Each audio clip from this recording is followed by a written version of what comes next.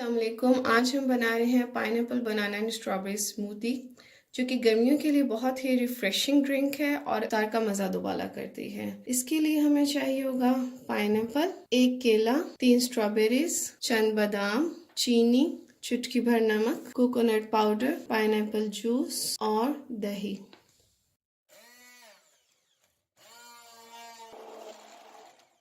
अब हम इसमें पाइनएप्पल जूस डालेंगे और साथ ही चुटकी भर नमक, शुगर,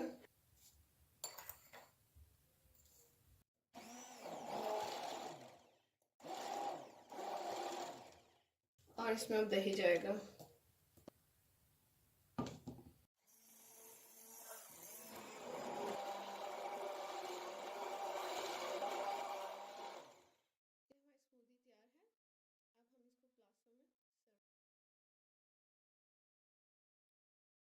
इसके ऊपर थोड़ा सा हम कोकोनट पाउडर स्प्रिंकल करेंगे।